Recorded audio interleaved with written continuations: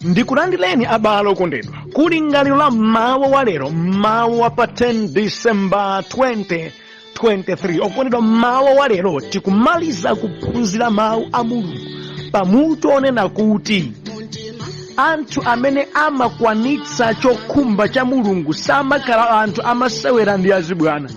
Kuchuluka kwa zibwana pa zinthu za Mulungu ndi chionetsero chakuti anthu ambiri adachoka pamaso pa Mulunguyo. Phunziro la lero ndi namba 10 kumaliza kwa maphunziro wonse pamutu umenewu, limene likuchokera pa Yohane chapter number 3 ndime yake ya namba 22 mpaka ndime ya namba 30. Mawu a Mulungu muchichewa cha lero akuti zitatha izi Yesu ndi ophunzira wake anapita m'madera a ku midzi ya ku Yudeya kumene iye anakhala kanthawi akubatiza. Ndipo Yohane amabatizanso ku Ainoni kufupi ndi ku Salimu, chifukwa kumeneko kunali madzi ambiri ndipo anthu amabwerabwerabe kudzabatizidwa. Apa nkuti Yohane asanatsekeredwe mndende, mkangano unabuka pakati pa ophunzira ena a Yohane ndi Ayuda ena pa zamwambo wodziyeretsa wa Ayuda. Iwo anabwera kwa Yohane nati, Rabi, munthu uja munali naye mbali inayo ya mu mtsinje wa Yorodano, amene munamuchitira umboni, taonani naye akubatizanso ndipo aliyense akupita kwa iye. Atamva zimenezi Yohane anayankha kuti, munthu amalandira chokhacho chapatsidwa kwa iye kuchokera kumwamba. Inuyo ndinu mboni zanga kuti ine ndinati, ine sindine Khristu, koma ndatumidwa patsogolo pa iye. Mwini wake wa mkwatibwi ndi mkwati, ndipo bwenzi la mkwati limadikira ndi kumvetsera iye, ndipo amakondwa akamva mawu a mkwatiyo. Ine changa ndi chimwemwe, ndipo ndine wosangalala kwambiri. Nkoyenera kuti iyeyo akule, ine ndichepe. Ameni. Mwa mawu a Mulungu amene tawerengawa titsogozedwa ndi kulingalira konena kuti wothandizira sindiye mwini wake wa zochitikazi. Ameni. Akati awa akundithandiza ndekuti wothandizayo si mwini filimu ayi. Iweyo amene ukuthandizidwa ndiye mwini wake wachimene. Ndikukamba izi mu context yonena kuti iweyo ukuchita china chake ndi ena ake akukuthandiza kuti chimene ukufuna chichitikecho chichitikedi. Sikuti wakuthandizirawa ndi anu ake azochitikazo ayi. Mwaichi iwe sungasiyire zonsezo iwowo ayi. Iwo ayenera atsatire maganizo ako, atsatire upangiri wako, atsatire plani yako, popeza mwini wake wa chinthucho ndi iweyo. Okonda mawuwa akuoneka asimpa, akuveka asimpa, koma ndi amphamvu monena kuti pa zochitika mkanatu za moyo wathu wa tsiku ndi tsiku tikakhala kuti ifeyo tikufuna tichite china chake ndi ena pena ndi pena atithandiza, sikoyenera kuti tialekere anthuwo, sikoyenera kuti ifeso tizinda kuti ine apa ndasira inu kuti muchitatu inuyo. Mwini wake ndiwe. Iwe ndi amene umawakoka anthu aja kuti akhale monga makulingalira kwako, ndi amene umawakoka anthu aja kuti azichita chimene chili chifuniro chako, ndi zimene zilili exactly moyo wa uzimu. Mwini wake wa nkhani yakumwambayi ndi Yesu, ndipo iyeyo amatha kuyitana wanthu kuti adzigwirako pena mpena motumidwa ndi iye, ndipo iye saleka kuchita nafe, ndipo sapatsa mphamvu zake munthu wina, amakhalabe ndiye popeza mwini wake wa zimenezozo ndi iyeyo. Ameni. Andimvetsani, mtumiki wina aliyense wa Mulungu adapatsidwa gawo lake lakuti athandizire anthu kukumana ndi kudziwa Yesu mpulumutsi wawo. Mukamaona atumiki a Mulunguwa adayitanidwa ndi Yesu amene, ndipo adapatsidwa gawo lake kuti athandizire anthu adziwane ndi Yesu, athandizire anthu azimvera Yesu, athandizire anthu azitumikira Yesu. Iyeyo nawo akutumikira Yesu. Enanso amene azimva ndi kuona zimene iye achita akhalenso mulaini yomweyi yakuti adzichita ndi Yesu. Tandimvetsana abale okondedwa. Mwini wake wa nkhani ndi Ambuye. Otumidwa osewa akutumidwa ndi cholinga chonena kuti akusewa anthu akhale mubale ndi Yesu. Amen. Ndiye utumiki. Kaya mukhoza otchula kuti awa amatani, kaya wali mphatso yanji, cholinga chake ndi chimenechi. Ndikuyankhulanso ndi atumiki anzanga pano, ndimvetseni atumiki anzanga, cholinga chotiyitanira ndi chimene chakuti anthu a mdziko lapansi adzilumikizana ndi Khristu monga ifeyo timalumikizana ndi Khristu. Ndiye cholinga cha utumiki. Aone mphamvu zake za Khristu, adziwe chikondi chake cha Khristu, aone zimene Khristu Yesu adawakonzera, apatsidwa chiyembekezo, athandizidwa ndi Khristu. Ndiye cholinga cha utumiki. Ndimvetsana balokondedwa. Atapezeka munthu wina amene akhoza kumakakamira kuti iyeyo ndi Yesu wamphamvu payekha. Okondedwa dziwani, otereyi amakhala kuti ndi wolakwa komanso ndi wochimwa monga adachitira Satana. Iye adawukira kumwamba podzitenga yekha wanzeru. Iye adawukira kumwamba polimbana nako namaganiza kuti ina Yesu angwa mphamvu payekha akhoza kuchita zinthu mwa yekha. Tsoka. Ndi chenjezo otwira okondedwa lonena kuti tonse amene timapemphera tidzikhala pansi pa ulamuliro wa Mulungu. Wina aliyense amene ndi Mkhristu ayenera akhale pansi pa ulamuliro, adzimvera kumwamba, adzilemekeza kumwamba, asamachite zolimbana kumwamba, asamadziyenereze yekha. Ayi, mawu a Mulungu amene tawerengawa, Yohana akutionetsa kanthu akonena kuti atumiki a Mulungu sayerekeza nkomwe kuchita kapena kuyankhula zinthu zopikisana ndi Mulungu. Ayi, iwo amakhala pansi pa ulamuliro wake nthawi zonse. Mawu amene tawerenga akuonetsa kuti muli toni imeneyi, muli phunziro limeneli lakuti phunzitsa kuti ngati mmati inuyo mudala pa mtima, ngati mukuti ndinu Mkhristu, okondedwa, mudzayenera kukhala pansi pa ulamuliro wa Mulungu. Mudzayenera mumvere za Mulungu. Sikufunika kuti mudzipikisana ndi Mulungu, sikufunika kuti mudziyankhula za mwano kwa Mulungu, sikufunika kuti inuyo munene ngati kuti no ambuye akukuponderezani. Ayi, inuyo muli pansi pa cholinga cha Mulungu. That's why kudzichepetsa kotereku ili imodzi mwa njira yokhalirana mu ubale ndi Mulungu. Ameni. Atapezeka mtumiki wa Mulungu, atapezeka Mkhristu oyankhula zolimbana ndi Yesu, iyeyi ndi nkunja. Atapezeka mtumiki wa Mulungu, atapezeka Mkhristu omakangala mokangana ndi Khristu, ameneyi akulakwa ngochimwa, wajoyina diabulosi, amene sali pa chilungamo. Ayi, mawu amene tawerengawa ndimvani. Yohane wachitira umboni za Khristu Yesu kuti uyuyu ndiye Khristu. Ndakuwuzani kuti ine sindine Khristu, Khristu ndi uyuyu. Ineyo ndatumidwa kudzangokoza njira yakuti yapezekere kuti adziwike ndi inu. Atatero iye masiku angapo adambopitabe ntchito yake yomwe ija. Yesu ndekuti wadziwitsidwa ndi anthu, kuti wadziwitsidwa ndi Yohane, anthu amudziwa akumutsata, olapa mtima akubatizika. Wena adamboni kuti inu uja mmanchitira umboni ujatu chigulu cha ambomutsata. Akusiyani tu anthu inuyo apita kwa iye ujayo. Kuganiza mwa umunthu mawuwa adafune kuti muna akhale ngati amuwawa Yohane, kuti ndekuti utumiki wanga ukutha, kutchuka kwanga kukutha, anthu aleke otsata ine atsatanso uyoyo. Koma tamvani Yohane akudziwa ndipo akusindira kuti ayi, sindine mwini fili mwini. Ayi, zatelemo ndekuti kwanga kwatha, chimene ndatumidwira chikuchitika. Iye uja ndiye mwini wake, ndipo akubwereza mawu ati ndidakuwuzani momveka bwino kuti ine sindine Khristu. Ayi, mawu amphamvu kwambiri. Sindine Khristu, ndidakuwuzani kuti ndidangotumidwa kudzachitira umboni za iyeyo patsogolo pake.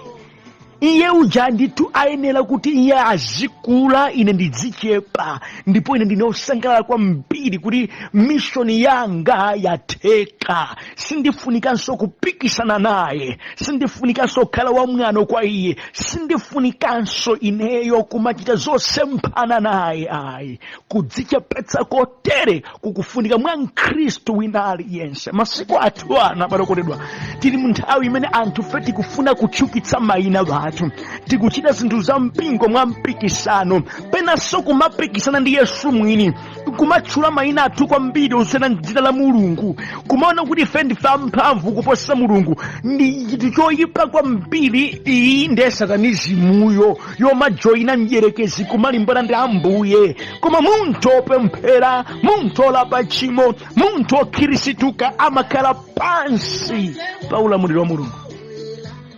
Ameni. Andimvetsani, mama wa Mulungu amenewa tiphunzamo zinthu zingapo. Choyambirira, Mulungu amamtuma munthu kukachita zinthu mu nthawi yake. Ameni. That's why ndinaphunzitsa masiku ambuye kuti chisomo chili ndi nthawi.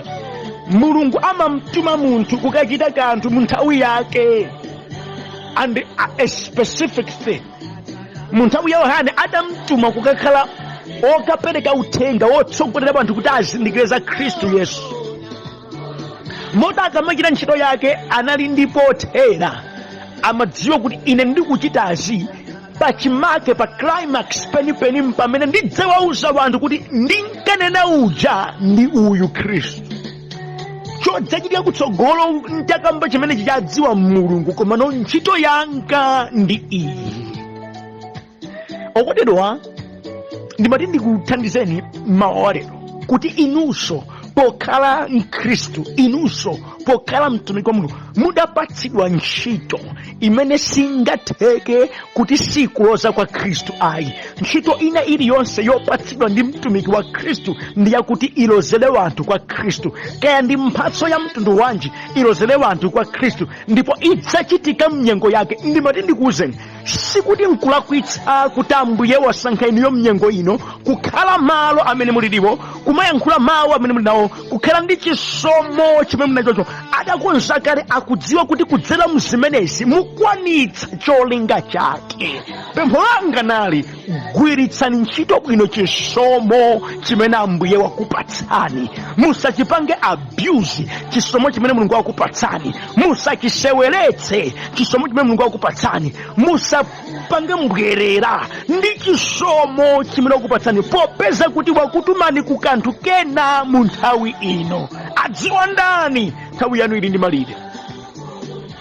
Yohana adazindikira chimenechi ndipo adachita zake mnthawi yake. Ameni. Adachitira umboni, adadziwa ine ndidatumidwa kudzachita ichi, ndipo adakhala specific pa chimenecho. Sadatumidwa kukhala mfarisi ayi, sadatumidwa kukhala msaduki ayi, adatumidwa kukhala wobatiza wanthu olapa tchimo. Ndikufunseni abale okondedwa, mudatumidwa kudzachita chiyani? Munthu amene amazindikira ndidatumidwa kudzachita ichi samalimbana nzake ayi, samakangana ndi wena ayi, amazindikiranso zakuti utumiki ndi ubale. Iye amangolimbikira mu nthawi yake kuti achite chimene kumwamba kufuna. Full stop. Hallelujah. Yes.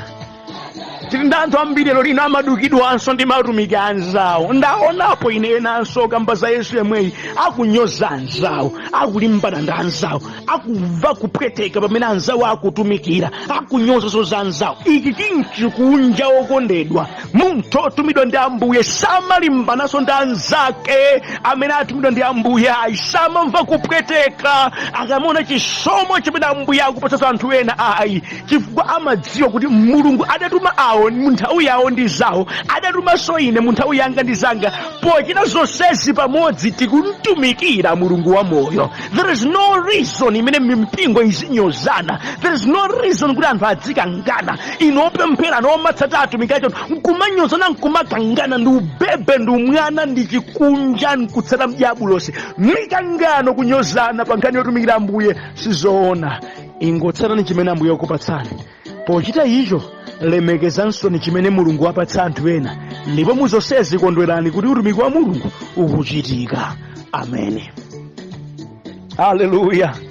Tandimvetsana abale okondedwa. Yesu wachitidwa umboni, nde Yesu wapanga take over, na Yesu utumiki wake wayamba kuphuka kumadziwika. Anthu adabwera kwa Yohane, ukanena mawu kuti ndi ukawa wakulandani utumiki, wakulandani utumiki. wambaso chilazonga zainusa. Ndikuganiza kuti anthu apo obwera amabwera kudzapanga initiate kamzimu ka mkangano, amabwera kudzapanga initiate ka moyo koti Yohana amve kupweteka, amabwera kudzaonetsa kuti ndekuti wagwira yabule, ndekuti Yohana amve kulingana kuti ngati Yesu amba kutera akutchuka nde ine ndidzichita chiyani, ndekuti ine ndakhala bwanji kuti nangovutika ulere. Amadzabwera ndi maganizo kuti ampatse negativity mmutu mwake towards Yesu. Tandimvani, anthu oterewa aliko. Si wonse obwera kwa inu amabudza kupatsani upangiri wabwino ayi. Wena amabwera kuti chimene simmachiganizazo choyipa chabwina muchiyambo uchiganiza.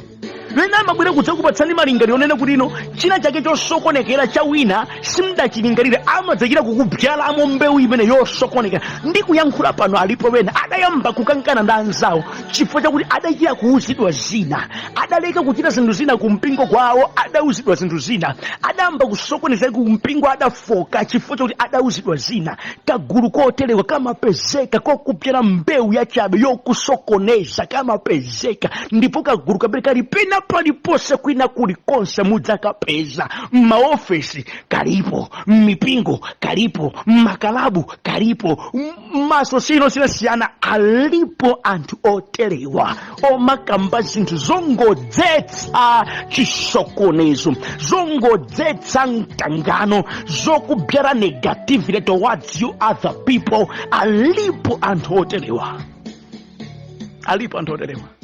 Inunso mumakumana nawo. Funso langa kwenu lakuti oterewa akabwera mmayankha bwa. Ndikuyankhula pano wena adasokonezeka nawo anthu amenewo, ndipo mwatsoka enanso amatenga anthu amenewo ngati anthu ndi abwino zedi. Ili ndi amambala anthu osokoneza, anthu oyipa, abwawo anyerekezi. Ndiukampa inesi ndizoona kamu ndivoko ndedwa. Mwinaso wena amene mmasokoneza anthu ena ndinu mundimva pano, munthu oyipa kwa Biblia funa kuti alapa tchimo limeneli. Mwaononga zambiri. Mmava bwanji mukamasokoneza zinthu? Mmava bwanji mukamatsa mikangano? Mmava bwanji? Adalipo lero. Tandimvani zimene adakamba Yohane zikundigwira mtima kwambiri. Okondedwa, ukakhala kuti munthu we umadziwa chimene Ambuye adakutumira, ukakhala kuti umadziwa amene ukumtumikira, ukakhala kuti mtima wako udabyalika pa Khristu Yesu wa moyo, sugwedezeka ndi zotelezi, sugwedezeka ndi mabodza, sugwedezeka ndi dzipongwe, sugwedezeka ndi chisomo chopita pawena, sumamva kuwawa ukamamva ma successes anthu wena. Ayi tandimvani, odziwa utumiki wake sakhumudwa ndi mautumiki anthu wena. Ngati nuyo mumakhumudwa ndi zabwino za wena, ndekuti ufiti mudambapo, ndekuti muli nchofoka. Tandimvani, Yohane akuonetsa maturity ya mphamvu, akuonetsa kudziwa utumiki wake, akuonetsa kudziwa ndi kumvetsetsa za mmene Chikhristu chimayendera. Akuti adawayankha mawu kuti ine ndakuwuzani poyera zakuti sindine Khristu ayi, ine ndidabwera kudzakhala mboni yake ya amene uja. Tsono popeza mukundiuza kuti akubatiza, mukundiuza kuti zikuyenda, akutchuka, ndakondwera kwambiri zedi. Okondedwa acheperenji ku dziko lapansi anthu angayankhule zimenezi. Atamva kuti abwenzi anu aja Mulungu wadalitsa, akukula motere, akhoza kuyankhula mawu zikundikomera, ndipo ndakondwera kwambiri zedi. Mmakondwera anzanu akamachita bwino. Ndiye khayikhayi odziwa kuti zakumwamba zimayenda bwanji amene angatulutse mawu otere pakamwa pake. Akuti ndakondwera kwambiri zedi, ndakondwera kwambiri zedi, zili bwino kwambiri zedi, kuti koma ziutero. Ndipo akunena mawu kuti inu kaya mudziwa kuti mwini wake wa mkwatibwi ndi mkwati. Adapereka fanizo amene unena kuti inu mwini wake wa anthuwo sine, iye uja ndiye mwini wake wa anthu. Ngati tsono alumikizana, iyeyo walumikizana ndi anthu ake. Ine ndankhala wongo wauza kuti ndinu mwini wake wa uyu, ndakondwera kwambiri zedi. Sindadzitenge ineyo ngati mwini wake ayi, maganizo mukubweretsawa mkati mwanga mulibe. Ndipo ndikuwuzeni okoda mukadziwa utumiki wanu, mukadziwa Khristu Yesu moyenerera, olo anthu anga kufideni za mtundu wanji, inu mudzayimabe pa chilungamo cha Ambuye. Anthu amene amapotozedwa atalandira zinthu zina ndiye kuti nawonso ali nzofoka nkale chifukwa Yohane apa akuonetsa kuti adakana kuti ayi mwini wake mpingo, mwini wake anthu sindine, mwini wake wamkwatibwi ndi mkwati, ine sindine mwini wake, ine ndine wapambali pa mkwati, ine ndimangomva zimene iye akunena, ndimadikira kwa ameneyi, sindine mwini wake. There's no reason ine kukwiya.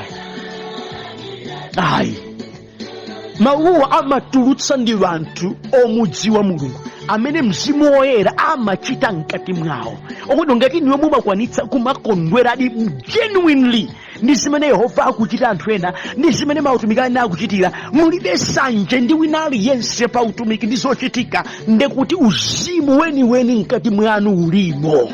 Koma ngati chimakuvutani ichichi, ayi ndithu inuyo muli ntchito ine yoti ichitike pa inu kuchokera kumwamba. Hallelujah. Tandimvani okondedwa. Akunena mawu Yohana kuti ine changa ndi chimwemwe ndipo ndine osangalala kwambiri. Paziti pazonena kuti Yesu akuchita ntchito yomweyo, paziti pazonena kuti utumiki wa Yesu ukukula, paziti ponena kuti vanthu ambiri akupita kwa Yesu posa kwa iyeyo, pazimenezo iye akukondwera kwambiri chifukwa zili mulaini ya utumiki wake. Izi zikusonyeza kuti utumiki umene adapatsidwa ku dziko lapansi wakwaniritsidwa. Atumiki achauta amayang'ana zimenezi, opemphera amang'ana bigger picture. Kodi chimene chikuchitikachi chikupindulira bwanji ufumu wa kumwamba? Ngati kumwamba kukupindula, ngati kumwamba kukukondwera, ngakhale sichikuchitika ndine ndiyenera ndikondwere, for I am part of it. Ndili mu gawo limenelo, ine ndine gawo limodzi la zimenezozo pokhala nenso ndine mwana wa Mulungu. Hallelujah. Chotsiriza ndicho kotedwa pa verse number 30. Yohane akukhoma msobali wotsiriza, akuti nkoyenera, tandimvani, kuti iyeyo akule, ine ndichepe. Wawamaliziratu anthu aja, and they were powerless.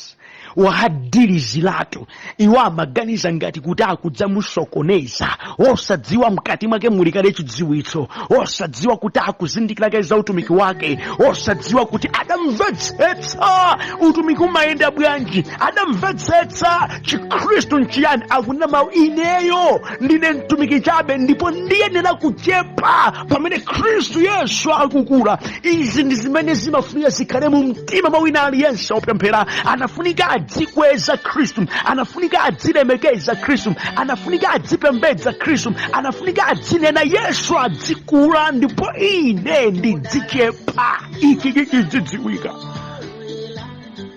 Mundimvetsa bwana kondero, ichi chidzidziwika kunafunika kumene kuchitika. Nde moyo waife andopemphera, omakweza dzina la Yesu, omakondwera ndi zake za Yesu, ngakhale mbali ina ikuchitika mosiyana ndi zathu, ife tikhoza kumakondwera chifukwa lizikwera ndi dzina la Yesu. Ife tidzichepa za Ambuyezi. Phunzirani kudzichepetsa, osamalimbana ndi dzina la Yesu, osamalimbana ndi zautumiki. Dzichepetseni. Musayiwale ndinu mtumiki chabe, ndinu okhululukidwa machimo, ndinu opulumutsidwa mwachisomo. Yohana akunena mawu, nkoyenera, sindabwere kudzapikisana naye, sindinabwere kudzalimbana naye, sindinabwere kudzavutana naye, ndidabwera ine kudzangogwira gawo langa lopatsidwanso ndamene, kuti zanga zatheka zili bwino, zikundipatsa chimwemwe, zikundipatsa kudalitsika, ndikuvameni mkati mwanga kuti zatero. Musamakhale ndi mtima wa nkhwidzi pa zimene Ambuye achitira anthu ena.